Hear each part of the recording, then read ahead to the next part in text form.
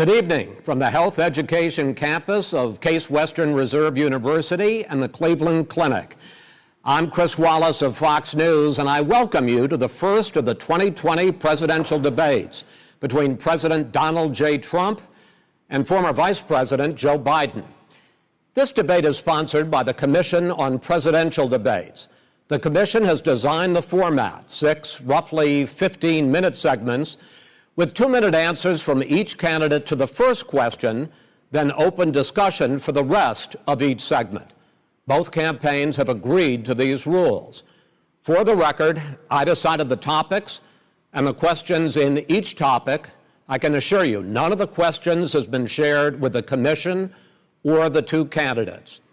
This debate is being conducted under health and safety protocols designed by the Cleveland Clinic, which is serving as the health security advisor to the Commission for all 4 debates. As a precaution, both campaigns have agreed the candidates will not shake hands at the beginning of tonight's debate.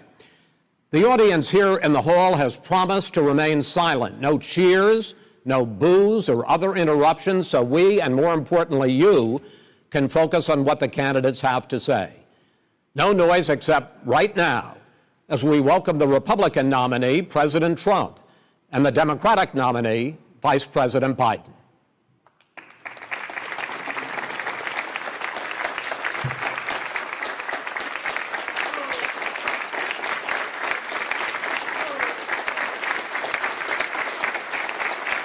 How you doing, man? How are you? I'm well.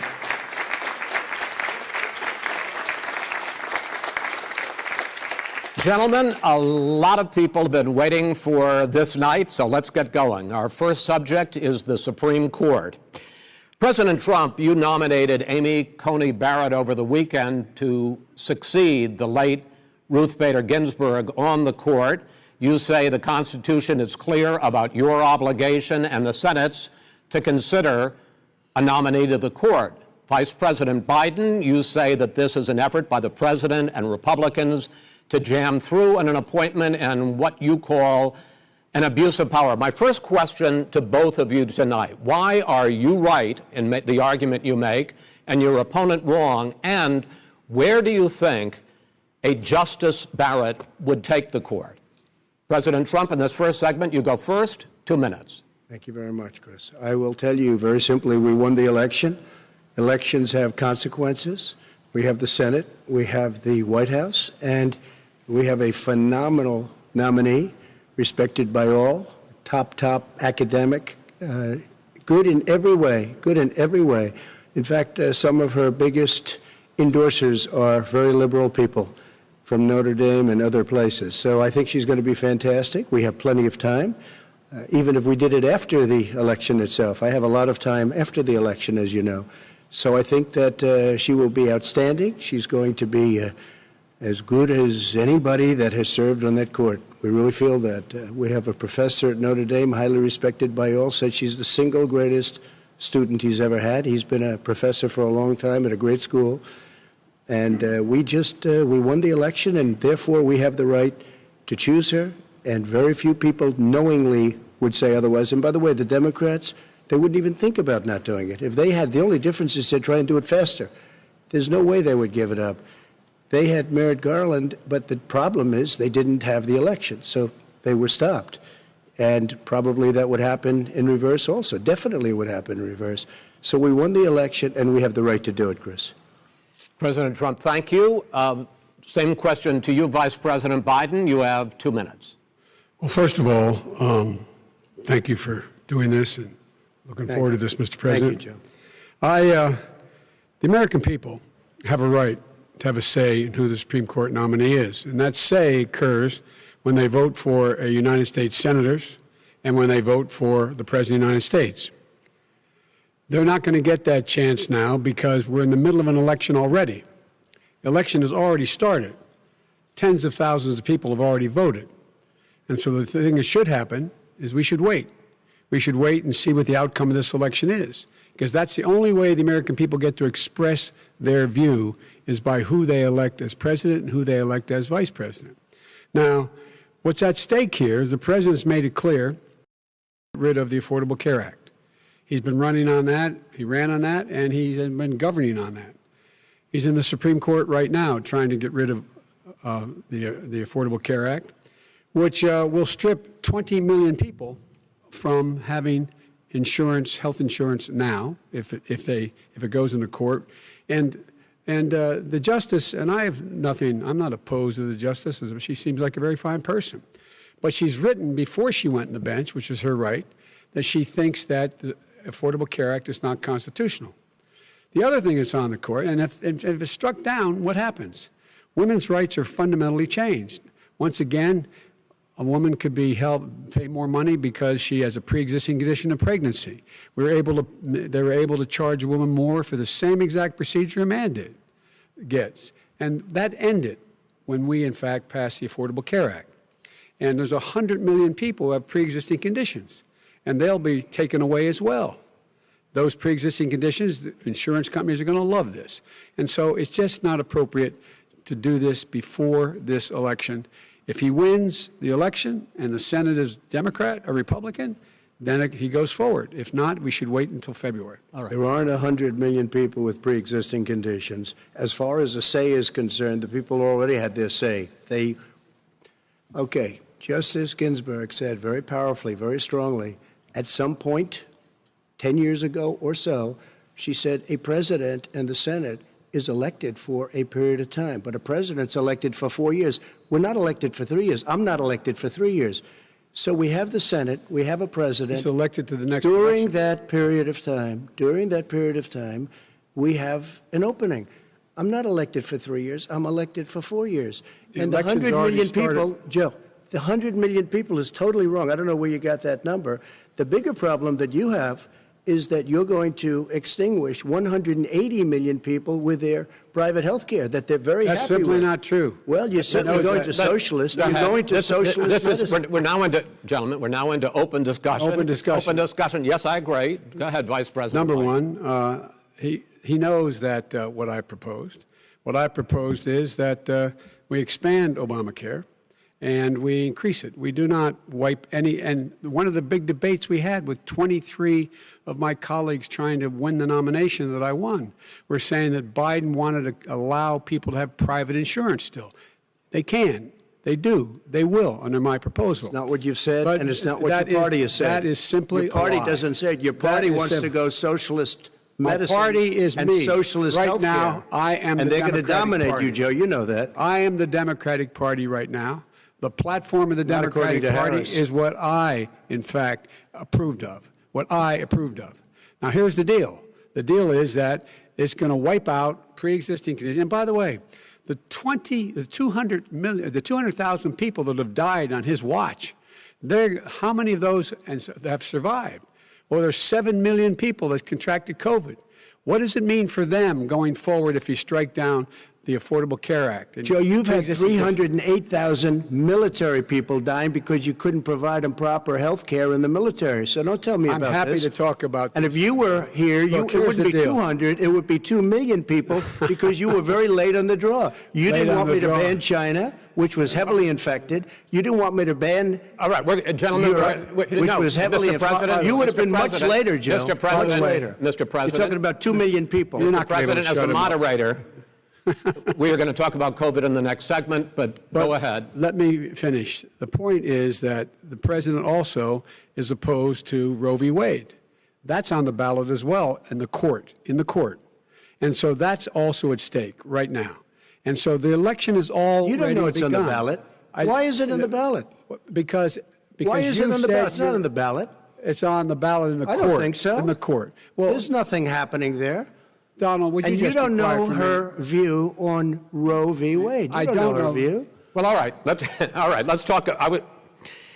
We got a lot to unpack here, gentlemen. We got a lot of time. So, on health care, and then we'll come back to Roe v. Wade. All right. Mr. President, the Supreme Court will hear a case a week after the election in which the Trump administration, along with 18 state attorneys general, are seeking to overturn Obamacare, to end Obamacare. You have spent the last... Because they want to give good health care. If I may ask my question, sir.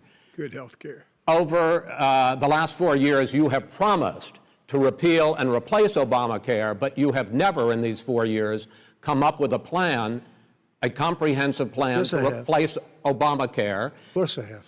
Well, I got rid of the individual mandate. I'm going to give you an opportunity. I got rid of the individual mandate, which was a big chunk of Obamacare. That is absolutely a big thing. That was the worst part of Obamacare. Sir, Chris, that was the worst part of Obamacare. Let me ask my question. Well, I'll ask Joe. The individual mandate was the most unpopular aspect of Obamacare. I got rid of it. I'd like you and we will protect people with President, I'm the moderator of this conditions. debate, and I would like you to let me ask my question, and then you can answer your question.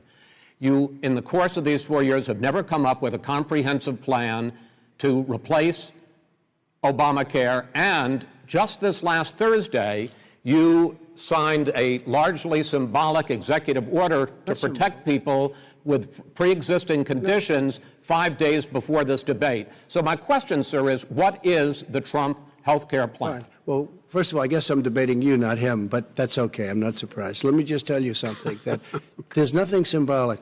I'm cutting drug prices. I'm going with favored nations, which no president has the courage to do because you're going against Big Pharma. Drug prices will be coming down 80 or 90%. You could have done it during your 47-year period in government, but you didn't do it. Nobody's done it. So we're cutting health care. All of the things that we've done, insulin. I give you an example, insulin. It was destroying families, destroying people because I'm getting it for so cheap.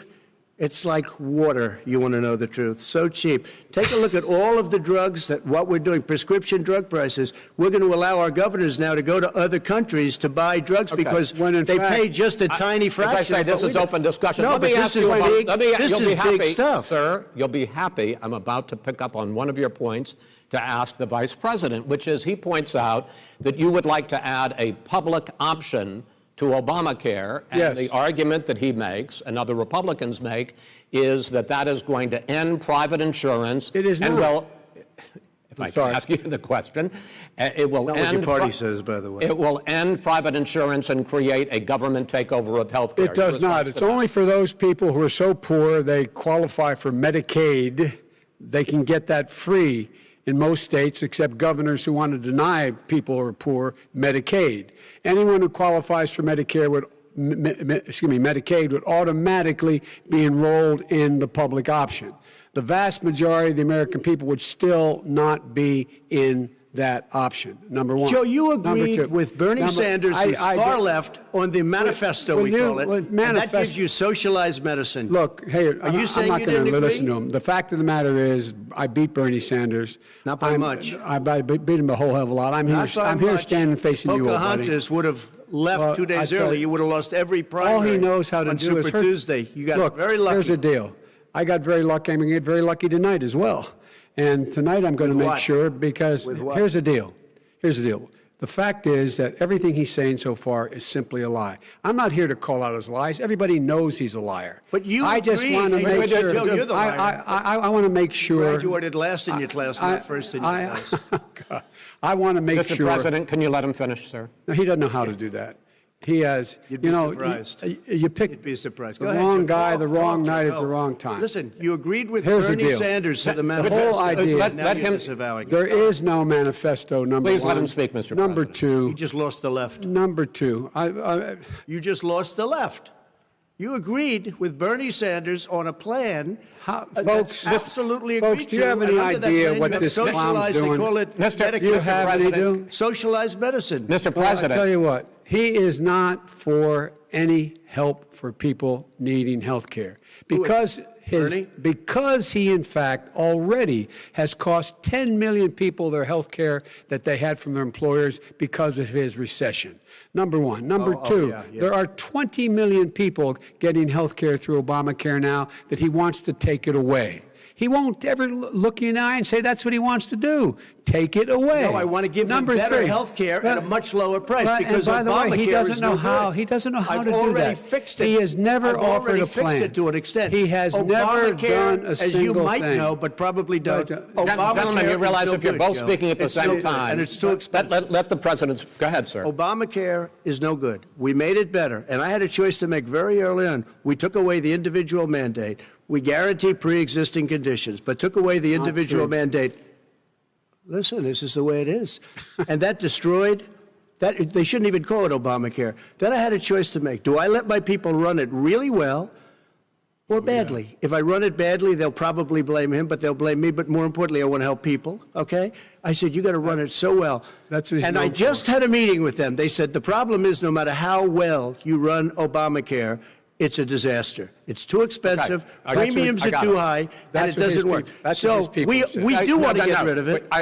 Chris, we want to get rid of it. I understand it, sir, but I have to give you roughly equal time. Good. Please let the Vice President talk. Good. He has no plan for health care. Of course we do. He sends out wishful thinking. He has executive orders that have no power. He hasn't lowered drug costs for anybody. He's been promising a health care plan since he got elected. He has none, like almost everything else he talks about. He does not have a plan. He doesn't have a plan. And the fact is, this man doesn't know what he's talking about. All right. I have one final question for you, sure. Mr. Vice President. If Senate Republicans, we were talking originally about the Supreme Court here, if Senate Republicans go ahead and confirm Justice Barrett, there has been talk about ending the filibuster or even packing the court, adding to the 9 justices there. You call this a distraction by the president, but in fact it wasn't brought up by the president. It was brought up by some of your Democratic colleagues in the Congress. So my question to you is, you have refused in the past to talk about it. Are you willing to tell the American people tonight whether or not you will support either ending the filibuster or packing the court? Whatever position I take on that, that'll become the issue. The issue is the American people should speak. You should go out and vote. You're in voting now. Vote and let your senators know how strongly you feel. Vote now. Are you going to pack the court? Make sure you, in fact, let people know you're senator.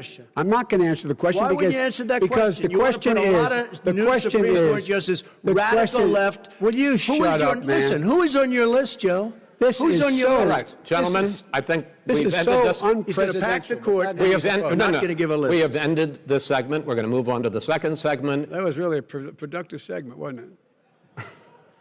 Keep yapping, man. The people understand, Joe.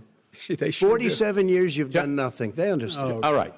The second subject is COVID-19, which is an awfully serious subject, so let's try to be serious about it. We have had more than 7 million cases of coronavirus in the United States, and more than 200,000 people have died. Even after we produce a vaccine, experts say that it could be months or even years before we come back to anything approaching normal. My question for both of you is, based on what you have said and done so far, and what you have said you would do starting in 2021, why should the American people trust you more than your opponent to deal with this public health crisis going forward? In this case, the question goes to you first, sir. 2 minutes uninterrupted. Good luck. 200,000 dead. As you said, over 7 million infected in the United States. We, in fact, have 4% of the world's population, 20% of the deaths. 40,000 people a day are contracting COVID. In addition to that, about between 750 and 1,000 people a day are dying. When he was presented with that number, he said, it is what it is. Well, it is what it is because you are who you are. That's why it is. The president has no plan. He hasn't laid out anything. He knew all the way back in February how serious this crisis was. He knew it was a deadly disease. What did he do? He's on tape as acknowledging he knew it. He said he didn't tell us or give people a warning of it because he didn't want to panic the American people. You don't panic. He panicked.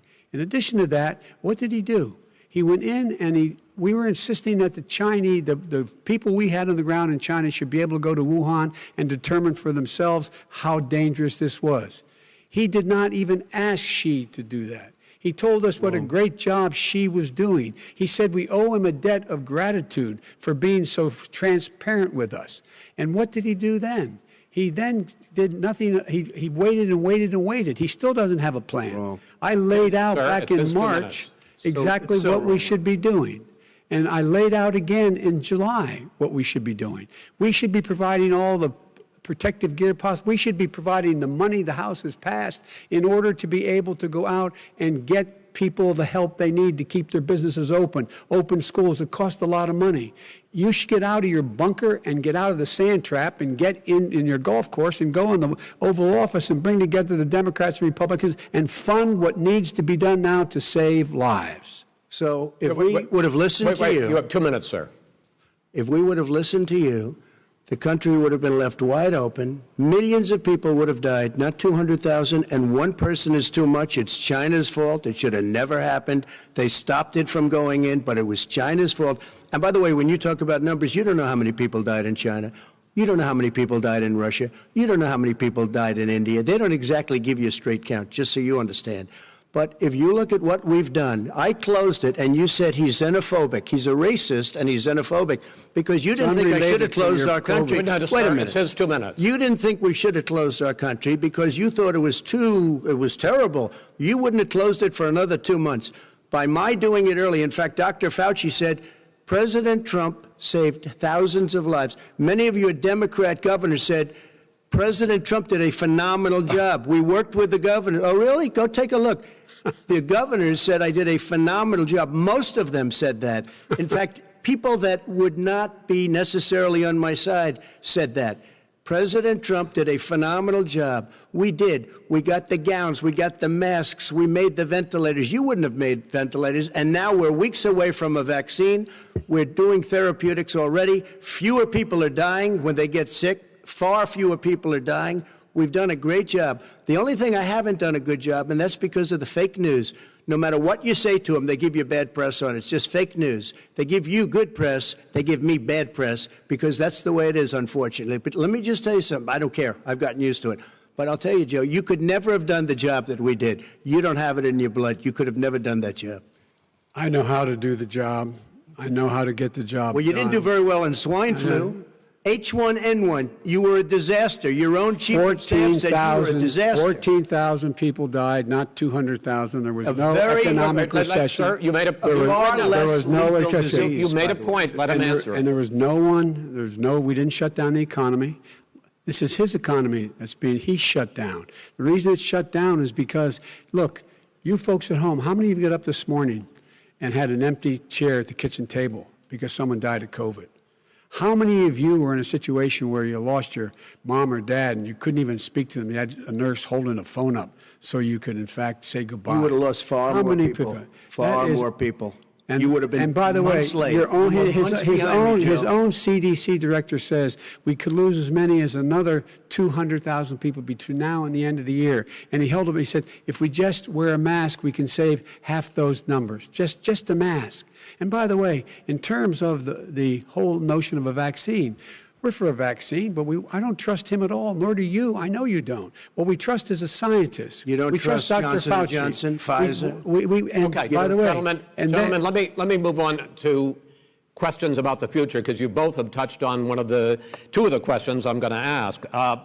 Focusing on the future first, President Trump, you have repeatedly either contradicted or been at odds with some of your government's own top scientists. The week before last, the head of the Centers for Disease Control, Dr. Redfield, said it would be summer before the vaccine would become generally available to the public. You said that he was confused and mistaken. Those were your two words. Yeah. But Dr. Slaoui, the head of your Operation Warp Speed, has said exactly the same thing. Are they both wrong? Well, I've spoken to the companies, and we can have it a lot sooner. It's a very political thing because people like this would rather make it political than save lives. God. It is a very political thing. I've spoken to Pfizer. I've spoken to all of the people that you have to speak to. We have great Moderna, Johnson & Johnson, and others. They can go faster than that by a lot. Become very political because the left, or I don't know if I call them left, I don't know what I call them. So you're suggesting that the head of your Operation Warp Speed, Dr. Slaoui? I disagree with him. Yeah, no, I disagree with both of them. And he didn't say that. He said it could be there, but it could also be much sooner. I had him in my office 2 days ago. He talked about the summer, sir, before it's generally available. Just like he said it's a possibility that we'll have the answer before November 1st. It could also be after when it's that. Generally available. Well, we're going to deliver it right away. We have the military all set up. Logistically, they're all set up. We have our military that delivers soldiers, and they can do 200,000 a day. They're going to be delivering. This is the same man it's who all told set you up. by Easter this would be gone away. by the warm weather, it'd be gone. Miraculous, like a miracle. And by the way, maybe you could inject some bleach in your arm, and that would take care of it. This is the same man. That was said sarcastically, you know that. That was said sarcastically. And so here's the deal. This man is talking about a vaccine. Every serious company is talking about maybe having a vaccine done by the end of the year. But the distribution of that vaccine will not occur until sometime beginning or the middle of next year to get it out, if we get the vaccine. And pray God we will. Pray God we will. Mr. Vice President, I want to pick up You'll have the vaccine sooner I want to pick up on this question, though. You say the public can trust the scientists, but they can't trust President Trump. In fact, you said that again tonight. Your running mate, Senator Harris, goes further, saying the public health experts, quote, will be muzzled, will be suppressed. Given the fact that polls already show that people are concerned about the vaccine and are reluctant to take it, are you and your running mate, Senator Harris, contributing to that fear? No more than the question you just asked him. You pointed out. He puts pressure and disagrees with his own scientists. But you're saying Everybody you can't, knows. or Senator Harris is saying you can't trust the scientists. No, you can trust the scientists. She didn't say that. You can't trust. She said the public health experts, quote, will be muzzled, will be suppressed. Well, that's what he's going to try to do. But there's millions of scientists, there's thousands of scientists out there, like here at this great hospital, that don't work for him. Their job doesn't depend on him. That's not. They're the people. And by the way, spoke to the scientists that are in charge. By the way, they will have the vaccine very soon. Let him finish. Do you believe for a moment what he's telling you in light of all the lies he's told you about the whole issue relating to COVID? He still hasn't even acknowledged that he knew this was happening, knew how dangerous it was going to be back in February, and he didn't even tell you. He's on record as saying it.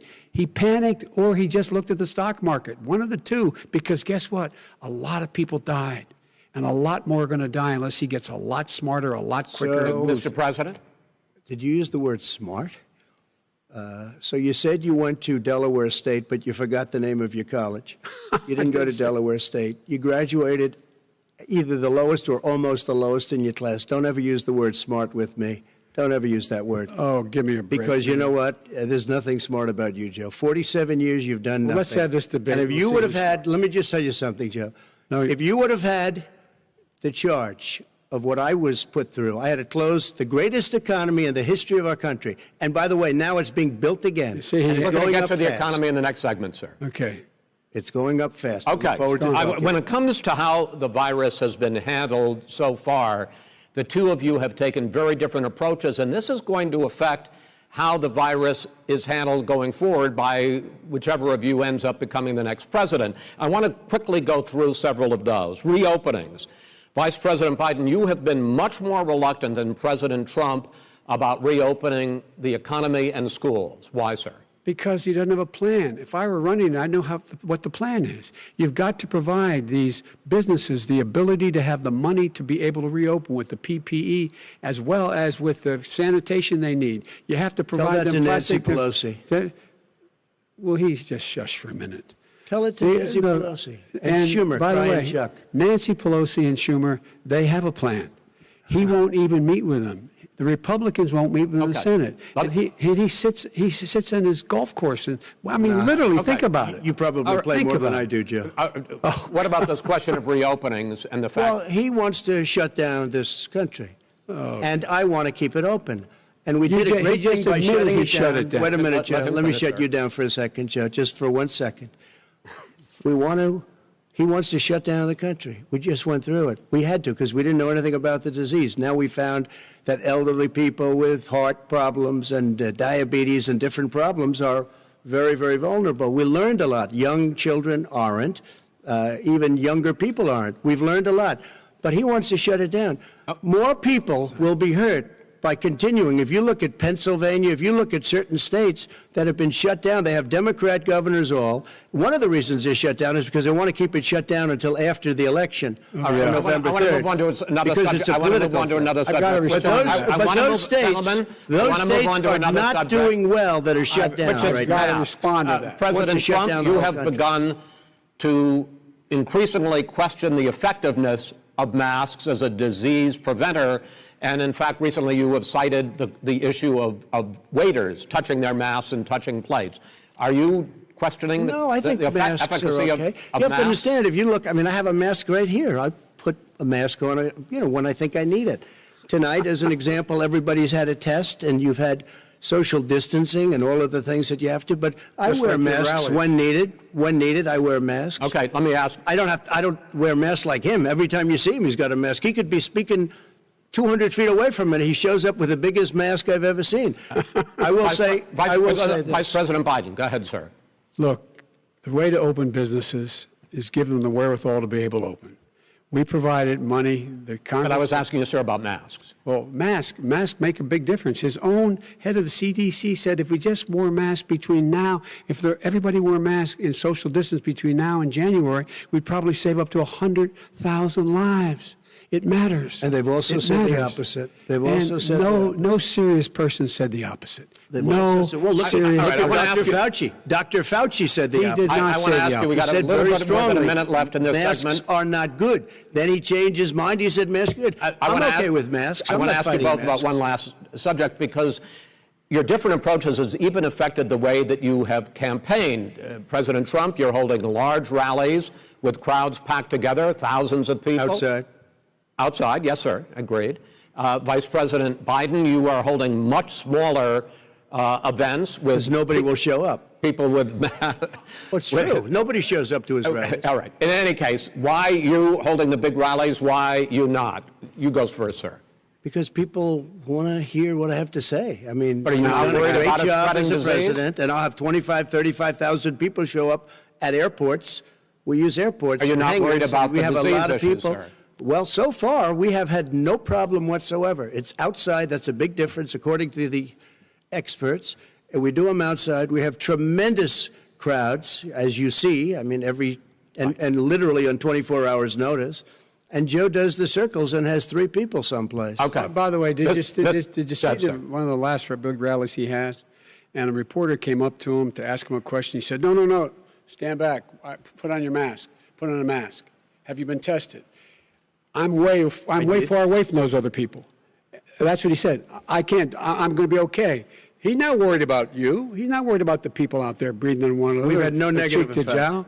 No negative effect. We've had no negative effect. And we've had 40,000 All right. people you want at to these rallies. just Yes. quickly finish up, because I want to move on to our next. Yes, I would. He's been totally irresponsible the way in which he has handled the social distancing and people wearing masks, basically encouraging them not to.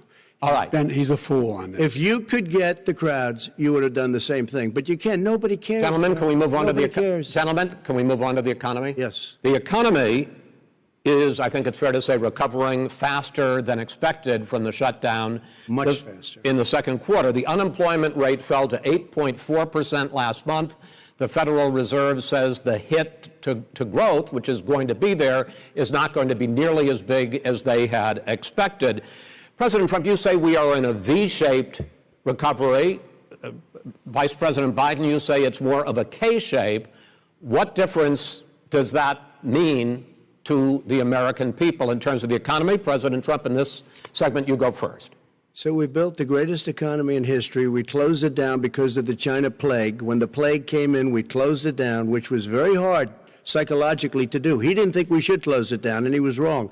And again, 2 million people would be dead now instead of still 204,000 people is too much. One person is too much. Should have never happened from China. But what happened is we closed it down, and now we're reopening, and we're doing record business. We had 10.4 million people in a 4-month period that we've put back into the workforce. That's a record the likes of which nobody's ever seen before. And he wants to close down he will shut it down again. He will destroy this country. You know, a lot of people, between drugs and alcohol and depression, when you start shutting it down, you take a look at what's happening at some of your Democrat-run states where they have these tough shutdowns. And I'm telling you, it's because they don't want to open it. One of them came out last week. You saw that. Oh, we're going to open up on November 9th. Why November 9th? Because it's after the election. They think they're hurting us by keeping them closed. They're hurting people. People know what to do. They can social distance. They can wash their hands. They can wear masks. They can do whatever they want. But they got to open these states up. When you look at North Carolina, when you look, and these governors are under siege, Pennsylvania, Michigan, and a couple of others, you got to open these states up. It's not fair. You're talking about almost it's like being in prison.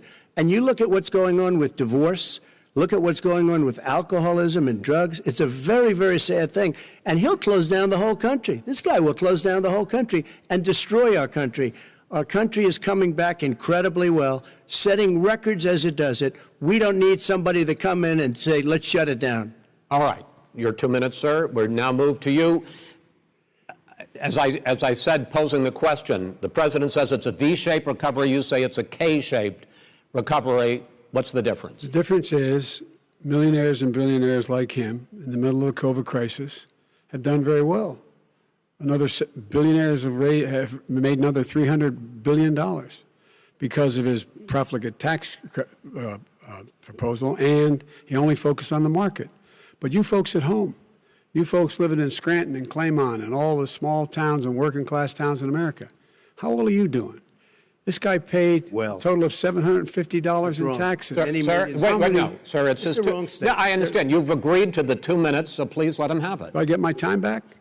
The fact is that he has, in fact, worked on this in a way that he's going to be the first president of the United States to leave office having fewer jobs in his administration than when he became president. Fewer jobs than when he became president. First one in American history. Secondly, the people who have lost their jobs are those people who have been on the front lines, those people who have been saving our lives, those people who have been out there dying, people who've been putting themselves in the way to make sure that we could all try to make it. And the idea that he is insisting that we go forward and open when you have almost half the states in America with a significant increase in COVID deaths and COVID cases in the United States of America. And he wants to open it up more. Why does he want to open it up? Why doesn't he take care of the American? You can't fix the economy until you fix the COVID crisis. And he has no intention of doing anything about making it better for you all at home in terms of your health and your safety. Schools. Why aren't schools open? Because it costs a lot of money to open them safely. You know, they were going to give, his administration was going to give the teachers and school students masks. And then they decided, no, couldn't do that because it's not a national emergency. Not a national emergency. They've done nothing to help small businesses. Nothing. They're closing. 1 in 6 is now gone. He ought to get on the job and take care of the needs of the American people so we can open safely. All right. Your time is up, sir. Well, we are going to get to... I have to respond to that. Well, you both had 2 minutes, sir. Excuse me, he made a statement. So did you. People want their schools open. They don't want to be shut down. They don't want their state shut down. They want their restaurants. I look at New York. It's so sad what's happening in New York. It's almost like a ghost town. And I'm not sure it can ever recover what they've done in New York. People want their places open. They want to get back to their lives. They'll be careful, but they want their schools open. I'm the one that brought back football. By the way, I brought back Big Ten football. It was me, and I'm very happy to do it. And the people of Ohio are very proud of me. And you know how I found out? When you took the phony ad. Gentlemen, we're going to get to your economic plans going forward in a moment. But first, Mr. President, as you well know, there's a new report that in 2016, the year you were elected president, and 2017, your first year as president, that you paid $750 a year in federal income tax each of those years. I know that you pay a lot of other taxes, but I'm asking you the specific question. Is it true that you paid $750 in federal income taxes each of those 2 years? I paid millions of dollars in taxes, millions of dollars of income tax. And let me just tell you, there was a story in one of the papers. I paid $38 million 1 year. I paid $27 million. Show us your tax returns. I went... you'll see it as soon as it's finished. You'll see it. You know, if you want to go to the Board of Elections. There's a 118-page or so report that says everything I have, every bank I have, I'm totally under-leveraged because the assets are extremely good, and we have a very, I built a great company. I'm asking you a specific question, which is... But let me tell you... I understand all of that. I understand all of that. No, Mr. President, go ahead. I'm asking you a question. Will you tell us how much you paid in federal income taxes in 2016 and 2017? Millions of dollars. You paid millions of dollars? Millions of dollars, So yes. not $750. Millions of dollars, and you'll get to see it. And you'll get to see it. But let me just tell you, Chris, let me just tell you something, that it was the tax laws. I don't want to pay tax. Before I came here, I was a private developer. I was a private business people. Like every other private person, unless they're stupid, they go through the laws, and that's what it is. He passed a tax bill that gave us all these privileges for depreciation and for tax credits. We build a building and we get tax credits, like the hotel on Pennsylvania Avenue. You get a massive, which, by the way, was given to me by the Obama administration, if you can believe that. Now, the man got fired right after that happened. But Vice President Biden, you want to respond? Yeah, I do want to respond. Look, the tax code that made him, put him in a position that he pays less tax than a school teacher makes, on the money a school teacher makes, is because of him he says he's smart because he can take advantage of the tax code. And he does take advantage of the tax code. That's why I'm going to eliminate the Trump tax cuts. And I'm going to eliminate those tax cuts and make sure that we invest in the people who, in fact, need the help. People out there need help. But why didn't you do it over the last 25 years? Because you weren't president. Because you weren't president screwing things up. You were a senator. And you're the worst president America has ever had. Hey, Come Joe, on. let me just tell you, Joe. I've done more in 47 months. I've done more than you've done in 47 years, Joe. We've done things that you never even thought of doing, including fixing the broken military that you gave me, including taking care of your vets. Mr. President, we're talking about the economy. I'd like to ask you about your plans going forward because, Mr. Vice President, your economic plan, if you were to be elected president, focuses a lot on big government, big taxes, big spending. I want to focus first on the taxes. You propose more than $4 trillion over a decade in new taxes on individuals making more than $400,000 a year and on corporations.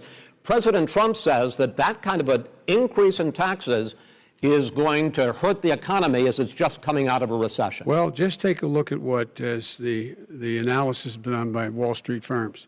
Points out that my economic plan would create 7 million more jobs than his in 4 years, number one. And number two, it would create an additional $1 trillion in economic growth because it would be about buying American. That we're going to make, the federal government spend $600 billion a year on everything from ships to steel to buildings and the like. And under my proposal, we're going to make sure that every penny of that has to be made by a company. But respectfully, sir, I'm talking about taxes, not spending. By the way, I'm going to eliminate a significant number of the tax. I'm going to make the corporate tax 28%. It shouldn't be 21%. You have 91 companies, in the Fortune 500 who don't pay a single penny in tax, making billions of dollars. Why didn't you do it before when you were vice president with Obama? Because you, in fact, passed that. That was your tax proposal. I got it done. And you know what happened? Yeah, you got it done. Our economy boomed like it's never boomed. The economy is busted. Let me finish. Mr. President, let me pick up on that. You would continue your free market approach, lower taxes, more deregulation, correct? Not lower taxes for American people. Excuse me. But in Obama's, you talk about the economy booming, it turns out that in Obama's final 3 years as president, more jobs were created, 1.5 million more jobs than in the first 3 years of your presidency. They had the slowest recovery economic recovery since 1929. It was the slowest recovery. Also, they took over something that was down here. All you had to do is turn on the lights and you pick up a lot. But they had the slowest economic recovery since 1929. Let me tell you about the stock market. When the stock market goes up, that means jobs. It also means 401ks. If you got in, if you ever became president with your ideas, you want to terminate my taxes, I'll tell you what, you'll lose half of the companies that have poured in here will leave, and plenty of companies that are already here, they'll leave for other places. They will leave, and you will have a depression, the likes of which you've never seen. Look, we inherited the worst recession short of a depression in American history. I was asked to bring it back. We were able to have an economic recovery that created the jobs you're talking about. We handed him a booming economy. He blew it. It wasn't booming. He blew it. It wasn't booming. It was the weakest recovery since 1929. Is it fair to say he blew it when there was record low unemployment before COVID? Yeah, but because what he did, even before COVID, manufacturing went in the hole. Manufacturing went in a hole. Excuse number me, one. Chris. Wait. Number two. Chris. Number three. They said it would take. No, you're on number two. No. Chris. They said it would This take guy, a miracle to bring back manufacturing. I brought back 700,000 jobs. They brought back nothing. They gave up on manufacturing. Part of my standard fare. I'm the guy that brought totally back gave the up on automobile industry. manufacturing. All right, let him. We brought back, I was asked to bring back Chrysler and General Motors. We brought them back right here in the state of Ohio and Michigan. He blew it. They're gone. He blew it. And in fact, they're going. Ohio had the best year it's ever had last year. Michigan had the best year they've ever had. That is not Many true. car companies came in from Germany, from Japan, went to Michigan, went to Ohio. They're not having And they didn't come in with you. Mr. Vice President, go ahead. And so you take a look at what he's actually done.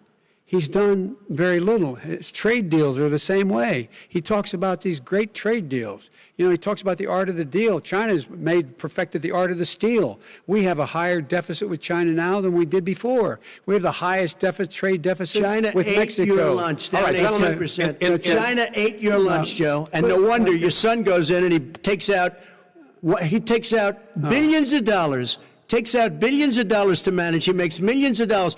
And also, while we're at it, why is it, just out of curiosity, the mayor of Moscow's wife gave your son $3.5 million. What did he do to deserve it? What did he do with Burisma to deserve $183,000? You've asked your question, let him answer. None of that is true. Oh, really? He didn't get No, $3.5 million? Mr. President, Mr. President, please. Totally discredited.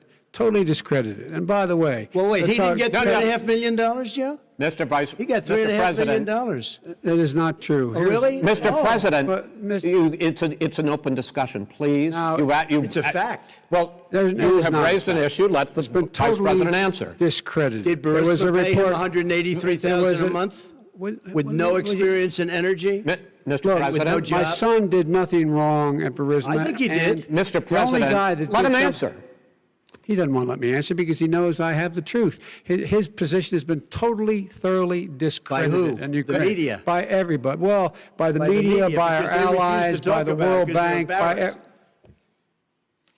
by everyone has discredited. Matter of fact, even the people who testified under oath. So let me ask you this. No, go ahead, Mr. I'm listening to you. He got $3.5 million from Moscow. He testified under oath in his administration, said, I did my job and I did it very well. Oh, I really? did it I'd honorably. like to know who they are. Well, I'll give you the list of the people who testified. No, go ahead, sir. Sure, you've already fired most of them because they did a good job. Some people don't do a good job. With you, go ahead. Wait a minute. You get the final word, Mr. Well, it's hard to get any word in with this clown. Excuse me. Hey, let me just say, Joe. No. Mr. President. $3.5 million, Joe. That is simply Why did he deserve $3.5 million from Moscow? Look, here's the deal. We want to talk about families and ethics. I don't want to do that. I mean, his family we could talk about all night. His family's already... My family lost a fortune by coming down and helping us with government. And that's such a... Mr. President. Every single one of them lost a fortune. This is not about my family or his family. It's about your family, the American people. He doesn't... That's not true. It doesn't want to talk about what you need. You, the American people. It's about you. That's what we're talking about here. All right, that's the end of the segment. We're moving on. He didn't take them. Well, Vice President, no. Can I be honest? It's a very important question. Try to be honest. He stood up. No, the answer to the question is no. Ukraine. No, sir. With $1 billion, if you that is absolutely not true. You're doing it. You're going to have true. Gentlemen. I hate to raise my voice, but it seems to be, why should I be different than the two of you? So here's the deal. Good point. We have 6 segments. We have ended that segment. We're going to go to the next segment. In that segment, you each are going to have 2 uninterrupted moments. In those 2 uninterrupted minutes, Mr. President, you can say anything you want. I'm going to ask a question about race, but if you want to answer about something else, go ahead. But I think that the country would be better served if we allowed both people to speak with fewer interruptions. I'm appealing to you, sir, to do that. Well, and him too. Well, frankly, you've been doing more interrupting than he has. Well, that's all right, but he does plenty. Well, less than, sir, less than plenty. No, less than you have. Let's please continue on. The issue of race. Vice President Biden, you say that President Trump's response to the violence in Charlottesville 3 years ago, when he talked about very fine people on both sides, was what directly led you to launch this run for president. Oh, yeah, sure. President Trump, you have often said that you believe you have done more for black Americans than any president, with the possible exception of Abraham Lincoln. My question for the two of you is, why should voters trust you rather than your opponent to deal with the race issues facing this country over the next 4 years? Vice President Biden, you go first. It's about equity and equality. It's about decency. It's about the Constitution. And we have never walked away from trying to require equity for everyone, equality for the whole of America. But we've never accomplished it. But we've never walked away from it like he has done. It is true. The reason I got in the race is when those people, close your eyes, remember what those people looked like coming out of the fields carrying torches, their veins bulging, just spewing anti-Semitic bile, and accompanied by the Ku Klux Klan. A young woman got killed. And they asked the president what he thought. He said there were very fine people on both sides. No president has ever said anything like that. It is whose now, 2 minutes, sir. Second point I'd make to you is that when Floyd was killed, when Mr. Floyd was killed, there was a peaceful protest in front of the White House. What did he do? He came out of his bunker, had the military use tear gas on him so he could walk across to a church and hold up a Bible. And then what happened after that? The bishop of that very church said that it was a disgrace. The general who was with him said all he ever wants to do is divide people, not unite people at all. This is a president who has used everything as a dog whistle to try to generate racist hatred, racist division. This is a man who, in fact, you talk about helping African Americans. 1 in 1,000 African Americans has been killed because of the coronavirus. And if he doesn't do something quickly, by the end of the year, 1 in 500 will have been killed. 1 in 500 African Americans. This man is a savior of African Americans. This man cares at all. This man's done virtually nothing. Look, the fact is that you have to look at what he talks about. You have to look at what he did. And what he did has been disastrous for the African-American community.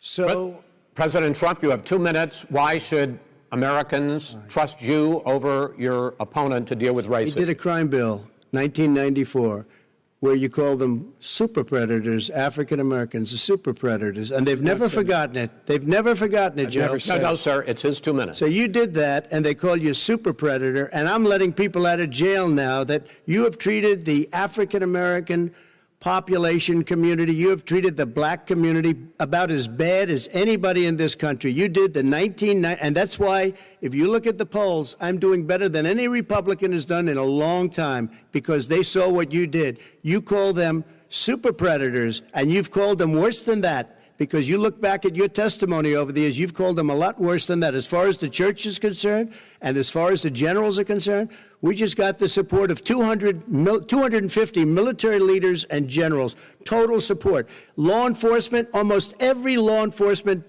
group in the United States. I have Florida, I have Texas, I have Ohio, I have Portland. The sheriff just came out today and he said, I support President Trump. I don't think you have any law enforcement. You can't even say the word law enforcement, because if you say those words, you're going to lose all of your radical left supporters. And why aren't you saying those words, Joe? Why don't you say the words law enforcement? Because you know what? If they called us in Portland, we would put out that fire in a half an hour, but they won't do it because they're run by radical left Democrats.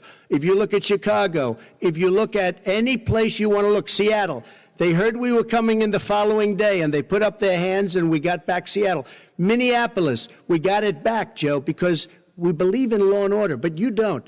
The top 10 cities and just about the top 40 cities are run by Democrats and, in many cases, radical left. And they've got you wrapped around their finger, Joe, to a point where you don't want to say anything about law and order. And I'll tell you what, the people of this country want and demand law and order, and you're afraid to even say it. All right. I want to return to the question of race.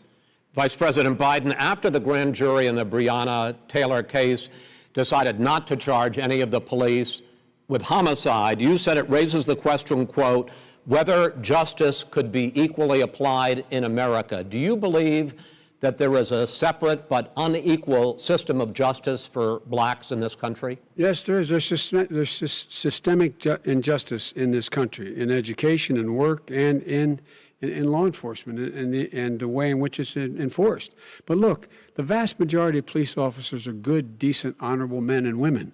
They risk their lives every day to take care of us. But there are some bad apples. And when they occur, when they find them, they have to be sorted out. They have to be held accountable. They have to be held accountable. And what I'm going to do as President of the United States is call together an entire group of people at the White House, well, everything from the civil rights groups to the police officers, to the police chiefs, and we're going to work this out. We're going to work this out so we change the way in which we have more transparency in when these things happen. These cops aren't happy to see what happened to George Floyd. These cops aren't happy to see what happened to Breonna Taylor. Most don't like it. But we have to have a system where people are held accountable. And by the way, violence in response is never appropriate. Never appropriate. Peaceful protest is. Violence is never appropriate. All right. What is peaceful protest? When they run through the middle of the town and burn down your stores and kill people all over the place, and you say peaceful protest? No, it's not, but you say it is. President Trump, I'd like to continue with the issue of race. I promise we're going to get to the issue of law and order in a moment.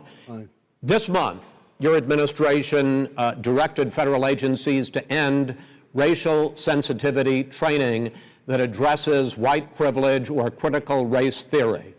Why did you decide to do that, to end racial sensitivity training? And do you believe that there is systemic racism in this country, sir? I ended it because it's racist. I ended it because a lot of people were complaining that they were asked to do things that were absolutely insane, that it was a radical revolution that was taking place in our military, in our schools, all over the place, and you know it, and so does everybody else, and he would know. What is radical totally about racial sensitivity training, sir? If you were a certain person, you had no status in life. It was sort of a reversal. And if you look at the people, we were paying people hundreds of thousands of dollars to teach very bad ideas, and frankly, very sick ideas, and really, they were teaching people to hate our country. And I'm not going to do that. I'm not going to allow that to happen. We have to go back to the core values of this country. They were teaching people that our country is a horrible place, it's a racist place, and they were teaching people to hate our country. And I'm not going to allow that to happen. Vice President Biden? Nobody's doing that. He's the racist. You just don't know. Here's the deal. I know a lot more about this than he does. Let him finish. The fact is that there is racial insensitivity. People have to be made aware of what other people feel like, what insults them, what is demeaning to them. It's important to people know. They don't want to. Many people don't want to hurt other people's feelings, but it makes a big difference. It makes a gigantic difference in the way a child is able to grow up and have a sense of self-esteem. It's a little bit like how this guy and his friends look down on so many people. They look down their nose on people like Irish Catholics like me and grew up in Scranton. They look down on people who don't have money. They look down on people who are of a different faith. They look down on people who are a different color. In fact, we're all Americans. The only way we're going to bring this country together is bring everybody together. There's nothing we cannot do if we do it together. We can take this on and we can defeat racism in America. President Trump, sir. During the Obama-Biden administration, there was tremendous division. There was hatred. You look at Ferguson, you go to many places. Look at Oakland. Look what happened in Oakland. Look what happened in Baltimore. Look what happened. Frankly, it was more violent than what I'm even seeing now. Oh, my but Lord. The reason is that ridiculous. the Democrats that run these cities ridiculous. don't want to talk like you about law and order. Violent and you crime, still haven't mentioned. Violent Are you crime. in favor of law and order? I'm in favor of law. You follow. Are you in favor of law and order? Go yes, ahead. I'm in favor. You asked a question. Let him finish. Law and order. Let him. Law and order with justice, where people get treated fairly. Okay. And the fact of the matter is, violent crime went down 17%, 15% in our administration. All right. It's gone up on his watch. Went down much more than ours. All right, we're down. Mr. President, you're going to. Mr. President, every record in the Mr. book. President, you're going to be very happy because we're now going to talk about law and order. Places we had trouble were Democratic-run cities. That's exactly my question. There has been a dramatic increase in homicides in America this summer particularly, and you often blame that on Democratic mayors and Democratic governors, but in fact there have been equivalent spikes in Republican-led cities like Tulsa and Fort Worth. So the question is this really a party issue? I think it's a party issue. You can bring in a couple of examples, but if you look at Chicago, what's going on in Chicago, where 53 people were shot and 8 died, shot. If you look at New York, where it's going up like nobody's ever seen anything, the numbers are going up 100, 150, 200%. Crime. It is crazy what's going on. And he doesn't want to say law and order because he can't, because he'll lose his radical left supporters. And once he does that, it's over with. But if he ever got to run this country and they ran it the way he would want to run it, our suburbs would be gone. By the way, our suburbs would be gone, and you would see problems like you've never seen. He wouldn't know a suburb unless he took a wrong turn. Oh, I know suburbs. He would not. So much I was raised in the suburbs. This is not 1950. All these dog whistles and racism don't work anymore. Suburbs are by and large integrated. There's many people today driving their kids to soccer practice and or to black and white and Hispanic in the same car as there have been any time in the past. What really is a threat to the suburbs and their safety is his failure to deal with COVID. They're dying in the suburbs. His failure to deal with the environment. They're being flooded. They're being burned out because his refusal to do anything. That's why the suburbs are in trouble. I do want to talk about this issue of law and order, though. And in the joint recommendation that came from the Biden-Bernie Sanders task force, you talked about, quote, reimagining policing. Yeah. First of all, what does reimagining policing mean, and do you support? It means. Let me, if I might finish the question. What does reimagining policing mean, and do you support the Black Lives Matter call for community control of policing? Look, what I support is the police having the opportunity to deal with the problems they face. And I'm totally opposed to defunding the police officers. As a matter of fact, local police, the only one defunding in his budget calls for a $400 million cut in local law enforcement assistance. They need more assistance. They need, when they show up for a 9/11 call, to have someone with them as a psychologist or psychiatrist to keep them from having to use force and be able to talk people down. We have to have community policing like we had before, where the officers get to know the people in the communities. That's when crime went down. It didn't go up, it went down. And so we have to be engaged. That's not what they're talking about, Chris. That's not what he's talking about, defunding the police. That is not true. He doesn't have any law support. Look, he has no law enforcement support. That's not true. Almost nothing. Look. Oh, really? Who do you have? Name one group that supports you. Name one group that came out and supported you. Go ahead. Think. We have time. We don't have time to do anything. No, think about it. Name one law enforcement group that came out and supported you. Gentlemen, I think I'm going to take back the moderator's role, and I want to get to another subject, which is the issue of protests in many cities that have turned violent. In Portland, Oregon especially, we had more than 100 straight days of protests, which I think you would agree, you talk about peaceful protests, many of those turned into riots. Mr. Vice President, you say that people who commit crimes should be held accountable. The question I have, though, is, as the Democratic nominee, and earlier tonight you said that you are the Democratic Party right now, have you ever called the Democratic mayor of Portland or the Democratic governor of Oregon and said, hey, you got to stop this, bring in the National Guard, do whatever it takes, but you stop the days and months of violence in Portland? I don't hold public office now.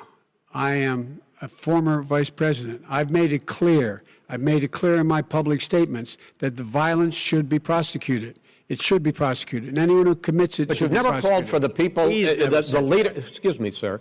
You have never called for the leaders in Portland and in Oregon to bring in the National Guard and knock off 100 days of riots. They can, in fact, take care of it if he just stay out of the way. Look here. Oh, really? Really? Here's the thing. I sent in the U.S. Marshals to get the killer of the young man in the middle of the street, and they shot him. And for 3 days, Portland wouldn't do anything. I had to send in the U.S. Marshals, and they took care of business. Go ahead, sir. And by the way, you know, his own former spokesperson said, you know, riots and chaos and violence help his cause. That's what this is all about. I don't know who said that. I do. Who? I think Kellyanne Conway. I don't think she said that. She said that. And so here's the point. Go ahead. The point is that that's what he is, keeps trying to rile everything up. He doesn't want to calm things down. Instead of going in and talking to people and saying, let's get everybody together, figure out how to deal with this. What's he do? He just pours gasoline in the fire constantly, and every single solitary time. Okay, and to end this, button up this segment, I'm going to give you a minute to answer, sir. You have repeatedly criticized. I have to answer his statement. No, you have his repeatedly. Wait, you have just 1 second. No, you've been talking back You made and a forth. statement. I'm asking you. I would love to end it. Sir. I would love to end it. You know, if you want to switch seats. We would very quickly. We could do that, but I'd send in the National Guard, it would be over. There'd be no problem. Okay. But they don't want to accept the National Guard. You have repeatedly criticized the Vice President for not specifically calling out Antifa and other left-wing extremist groups. But are you willing tonight to condemn white supremacists and militia groups and to say that they need to stand down and not add to the violence in a number of these cities, as we saw in Kenosha and as we've seen in Portland? Sure, are you I'm prepared willing to do specifically that, do it? Well, go ahead, sir. I would say almost everything I see is from the left wing, not from the right wing. So what are you saying? I'm willing to do anything. I want to see peace. Then do it, sir. Say it. Do it. Say it. Do you want to call him? What do you want to call him? Give me a name. Give me a White name. supremacists and Who would white you like me to condemn? White supremacists and right Proud militia. Boys, stand back and stand by. But I'll tell you what.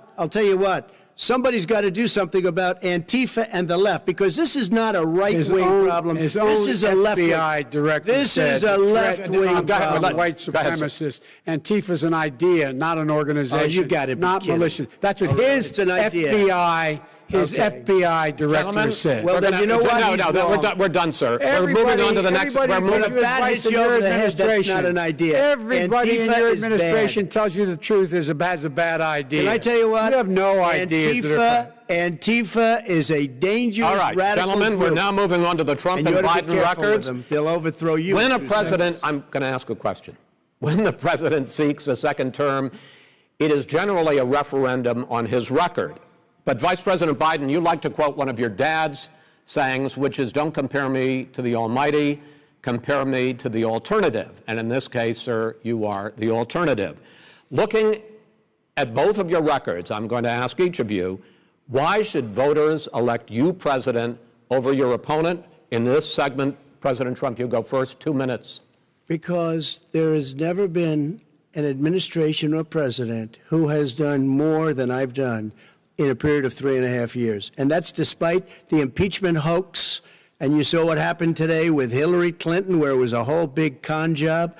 But despite going through all of these things, where I had to fight both flanks and behind me and above, there has never been an administration that's done what I've done.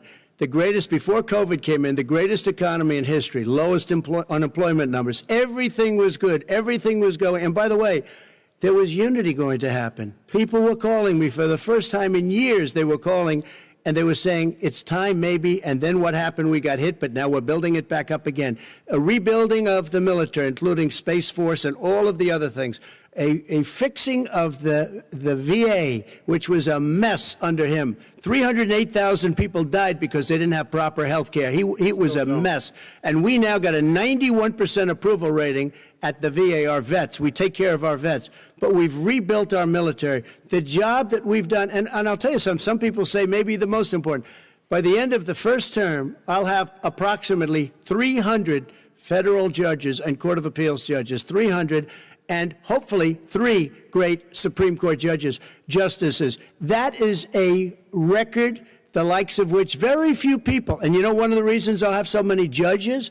Because President Obama and him left me 128 judges to fill. When you leave office, you don't leave any judges. That's like, you just don't do that.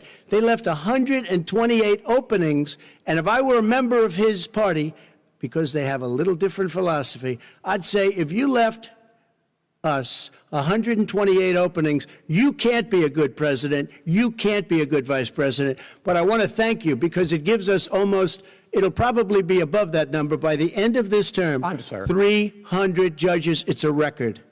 Looking at both your records, why should voters elect you president as opposed to President Trump? You have 2 minutes uninterrupted.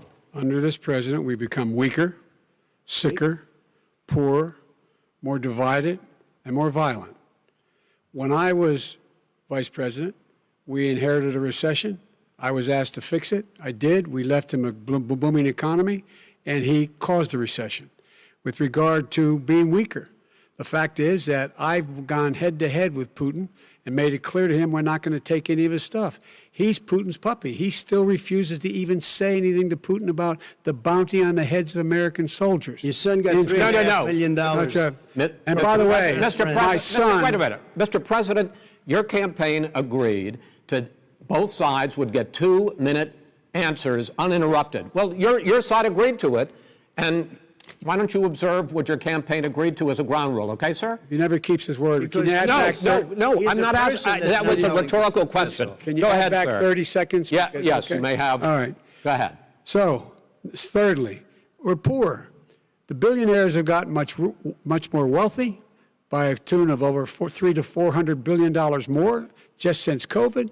You in the home, you got less. You're in more trouble than you were before. In terms of being more violent, when we were in office, there were 15% less violence in America than there is today. He's President of the United States. It's on his watch.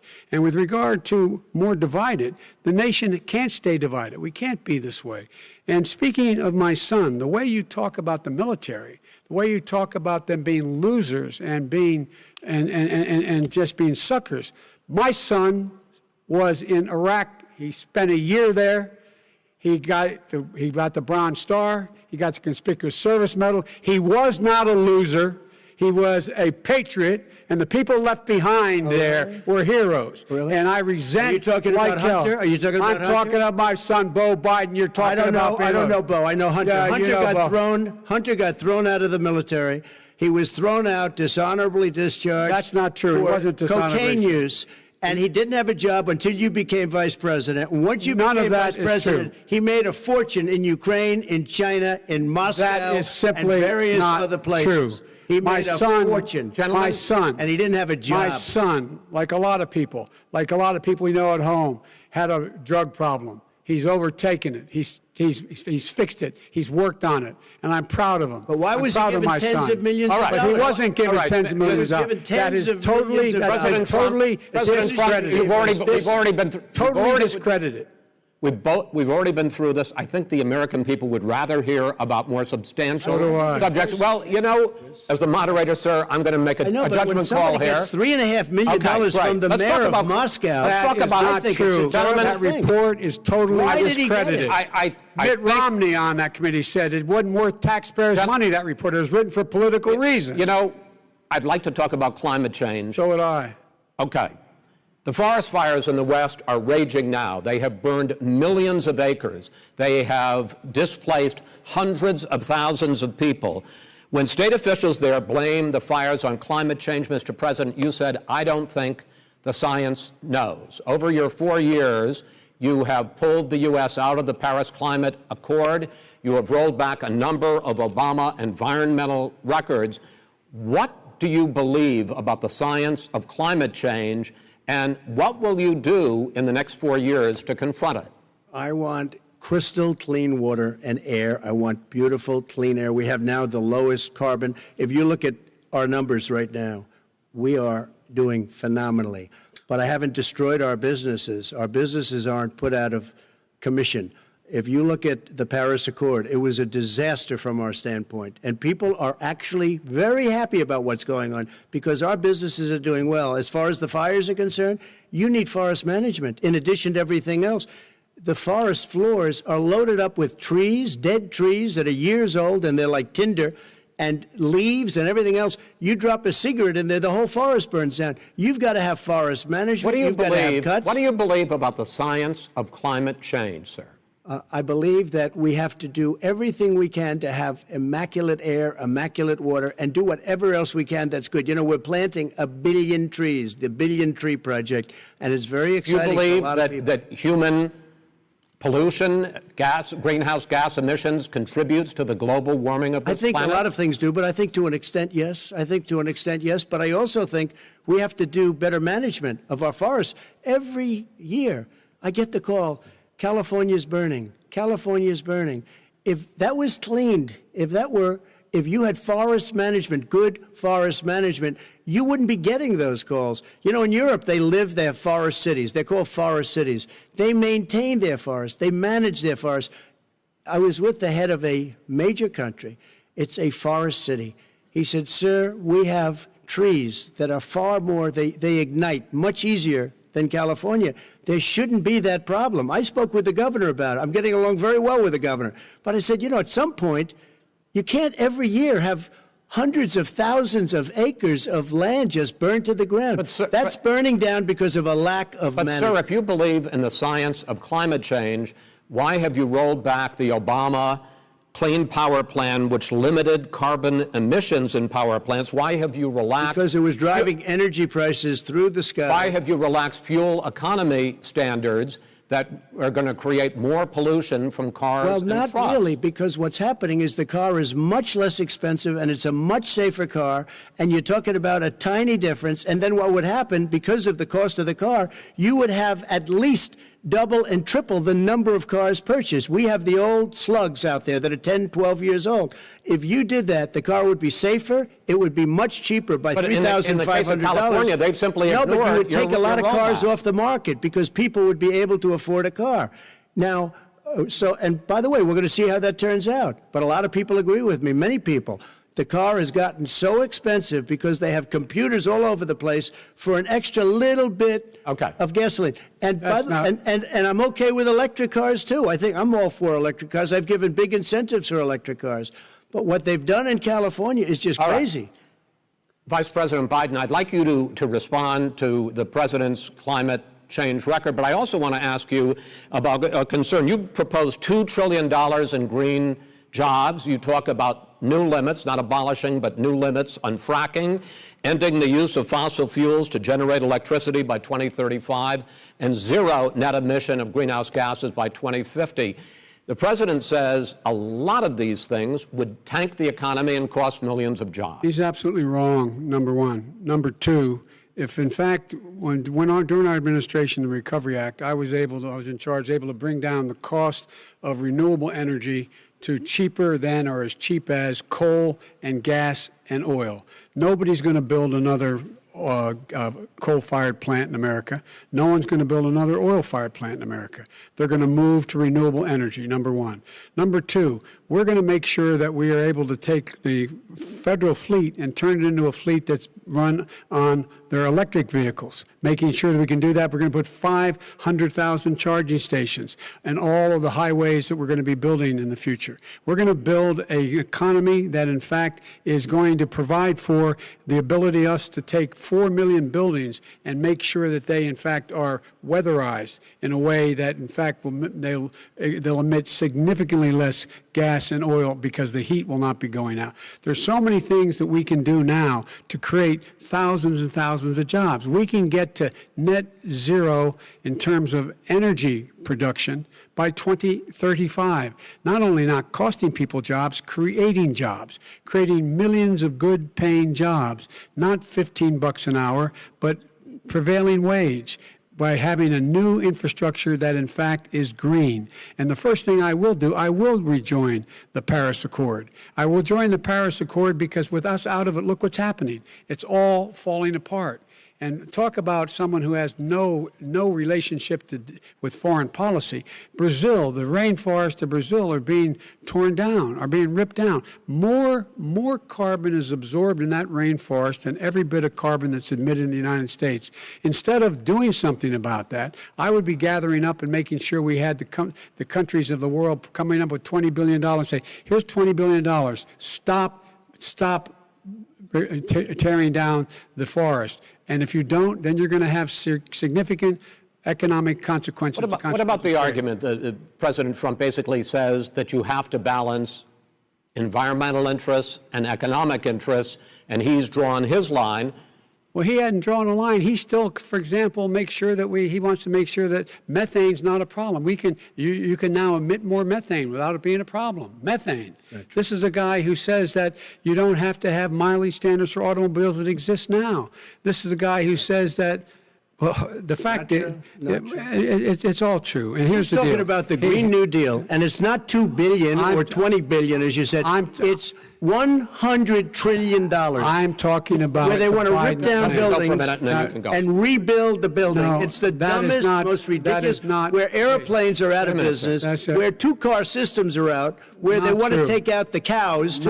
Not That's not true. true either, right? Not this is true. this is a $100 Simply, trillion. look, That's more money than that our is- country could make in that is 100 simply years if we're not going to the case. All right, let me destroy our because I country. actually, wait a minute, sir. I actually have studied your plan, and it includes upgrading 4 million buildings, weatherizing 2 million homes over 4 years, building 1.5 million energy-efficient homes. So the question becomes, the president is saying, I think some people who support the president would say that sounds like it's going to cost a lot of money and hurt the economy. What it's going to do is going to create thousands and millions of jobs, good-paying jobs. Let him finish, sir.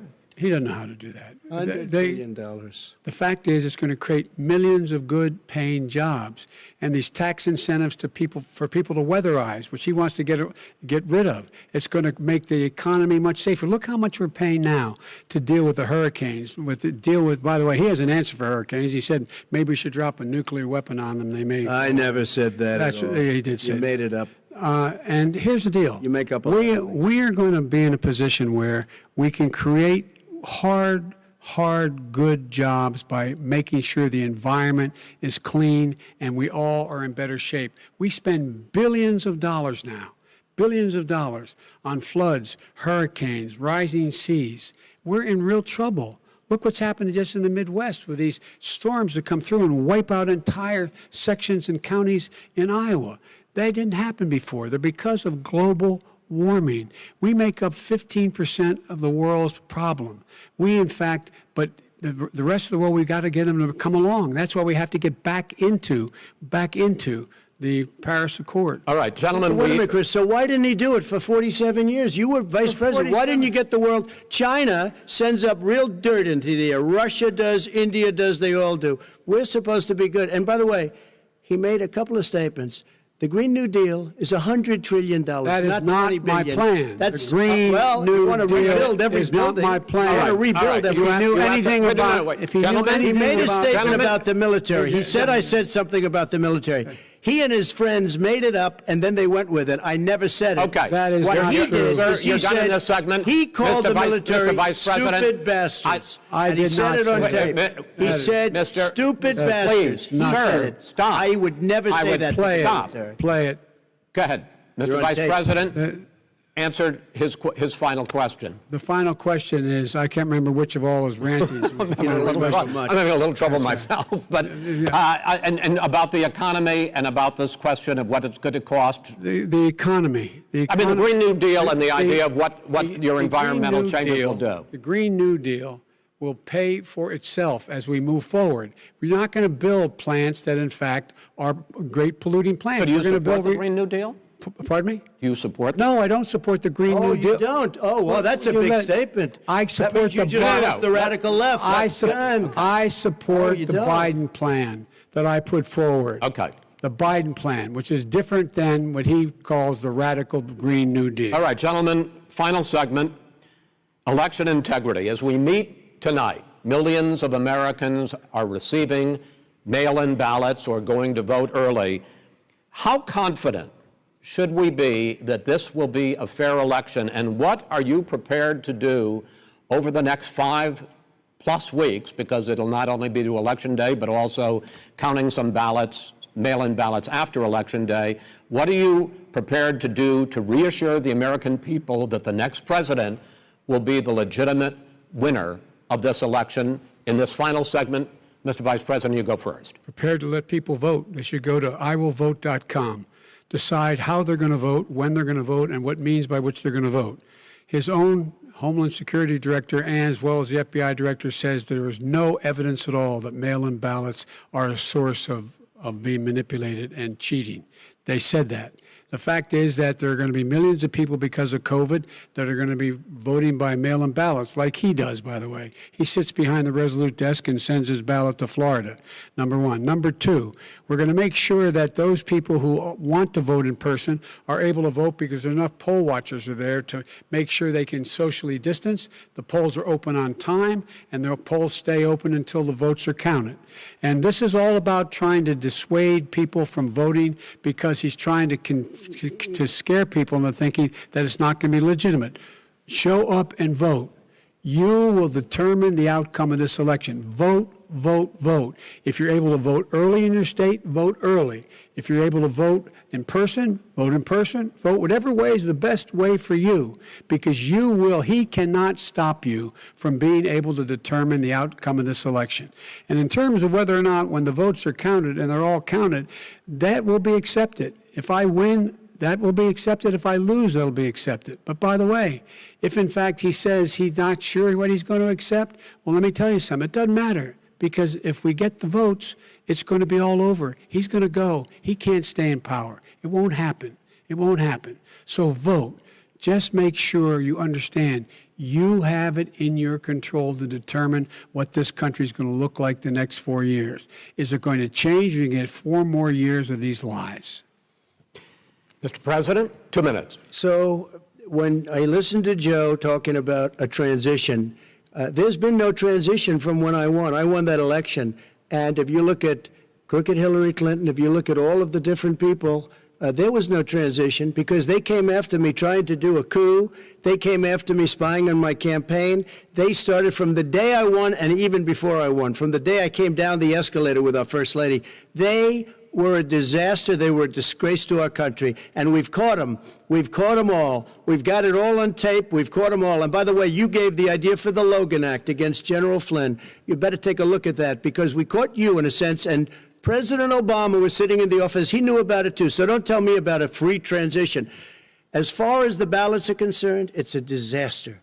A solicited ballot, okay, solicited is okay. You're soliciting, you're asking, they send it back, you send it back. I did that. If you have an unsolicited, they're sending millions of ballots all over the country. There's fraud. They found them in creeks. They found some with the name Trump, just happened to have the name Trump just the other day in a waste paper basket. They're being sent all over the place. They sent 2 in a Democrat area. They sent out 1,000 ballots. Everybody got 2 ballots. This is going to be a fraud like you've never seen. The other thing, it's nice on November 3rd, you're watching and you see who won the election. And I think we're going to do well because people are really happy with the job we've done. But you know what? We won't know. We might not know for months because these ballots are going to be all over. Take a look at what happened in Manhattan. Take a look at what happened in New Jersey. Take a look at what happened in Virginia and other places. They're not losing 2%, 1%, which, by the way, is too much. An election could be won or lost with that. They're losing 30 and 40%. It's a fraud, and it's a shame. And can you imagine where they say you have to have your ballot in by November 10th? November 10th. That means that's 7 days after the election, in theory, should have been announced. Okay. We have major states with that. Sir, all run by Democrats. 2 minutes is 2 minutes. All run by Democrats. It's President Trump, it's a rigged election. You're going to be able to continue. You have been charging for months that mail-in balloting is going to be a disaster. You say it's rigged, that it's going to lead to fraud. But in 2018, in the last midterm election, 31 million people voted mail-in voting. That was a quarter, more than a quarter of all the voters that year cast their ballots by mail. Now that millions of mail-in ballots have gone out, what are you going to do about it? And are you counting on the Supreme Court, including a Justice Barrett, to settle any dispute? Yeah, I think I'm counting on them to look at the ballots, definitely. I hope we don't need them in terms of the election itself. But for the ballots, I think so, because what's happening is incredible. I read today, where at least 1% of the ballots for 2016 were invalidated. They take them, we don't like them, we don't like them. But what are you going to do about it? There are millions of ballots going out right now. What you do is you go and vote. You do a solicited ballot, and that's okay, or you go and vote. I'm asking you about the fact that millions of people... You go and vote. You go and vote. But like they used to in the millions of people... You either do, Chris, a solicited ballot where you're sending it in, they're sending it back, and you're sending... They have mailmen with lots of it. Did you see what's going on? Take a look at West Virginia, mailmen selling the ballots. They're being sold. They're being dumped in rivers. This is a horrible thing for our country. This is not going to end well. There is no evidence this is not going to end well. 5 states have had mail-in ballots for the last decade or more. 5, including 2 Republican states. And you don't have to solicit the ballot. It's sent to you. It's sent to your home. What they're saying is that it has to be a postmark by election day. If it doesn't get in till the 7th, 8th, 9th, it still should be counted. He's just afraid of counting the votes because You're wrong. You're wrong. I want to continue with you on this, Vice President Biden. Because Chris, he's so wrong when he makes a statement like that. Excuse me. Vice President Biden, the biggest problem, in fact, over the years with mail-in voting has not been fraud historically. It has been that sizable numbers, sometimes hundreds of thousands of ballots are thrown out because they have not been properly filled out, or there is some other irregularity, or they missed the deadline. So the question I have is, are you concerned that the Supreme Court with a Justice Barrett will settle any dispute? I am concerned that any court would settle this because here's the deal. When you get a ballot and you fill it out, you're supposed to have an affidavit. If you didn't know, you have someone say that this is me. You should be able to, if in fact you can verify that's you before the ballot is thrown out, that's sufficient to be able to count the ballot because someone made a mistake and not dotting the correct I. Who they voted for, testify, say who they voted for, say it's you, that is totally legitimate. All right. Excuse me, when you have 80 million ballots sent in and swamping the system, you know it can't be done. You know it can't, and already there's been fraud. Mail service delivers 185 million pieces of mail a day. In 8 states, we can keep talking. In 8 states, election workers are prohibited, currently by law, 8 states, from even beginning to process ballots, even take them out of the envelopes and flatten them until Election Day. That means that it's likely, because there's going to be a huge increase in mail-in balloting, that we are not going to know on election night who the winner is, that it could be days, it could be weeks, could be months, until we find out who the new president is. So first for you, sir, finally for the Vice President, I hope neither of you will interrupt the other. Will you urge your supporters to stay calm during this extended period, not to engage in any civil unrest, and will you pledge tonight that you will not declare victory until the election has been independently certified? President Trump, you go first. I'm urging my supporters to go into the polls and watch very carefully, because that's what has to happen. I am urging them to do it. As you know, today there was a big problem. In Philadelphia, they went in to watch. They're called poll watchers, a very safe, very nice thing. They were thrown out. They weren't allowed to watch. You know why? Because bad things happen in Philadelphia, bad things. And I am urging my people. I hope it's going to be a fair election. If it's a fair election, I am 100% on board. But if I see tens of thousands of ballots being manipulated, I can't go along with that. And I'll tell you what, from a common sense, does that mean you're going to tell your people to take to the street? It means you have a fraudulent election. You're sending out 80 million ballots. They're not equipped to. These people aren't equipped to handle it. Number one. Number two, they cheat. They cheat. Hey, they found ballots in a waste paper basket 3 days ago, and they all had the name military ballots. They were military. They all had the name Trump on them. Vice President you think Biden, that's good? Vice President Biden, final question for you. Will you urge your supporters to stay calm while the vote is counted, and will you pledge not to declare victory until the election is independently certified? Yes, and here's the deal. We count the ballots, as you pointed out. Some of these ballots in some states can't even be opened until Election Day. And if there's thousands of ballots, it's going to take time to do it. And by the way, our military, they've been voting by ballots since the end of the Civil War, in effect. And that's what's going to happen. Why is it for them somehow not fraudulent? It's the same process.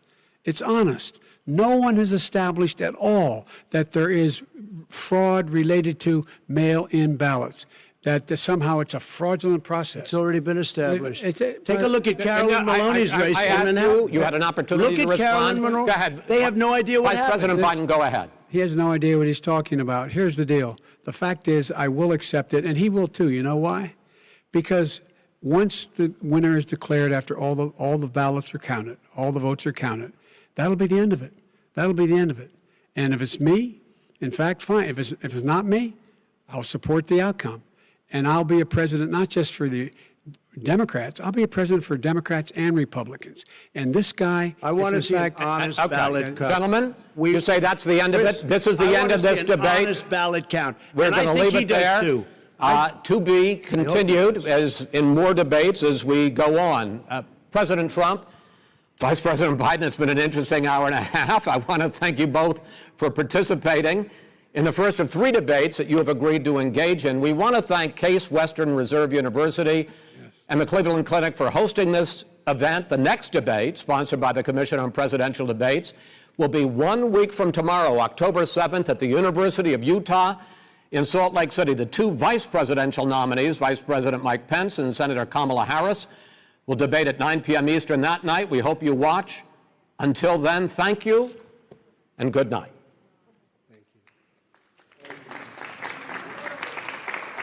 Thank you.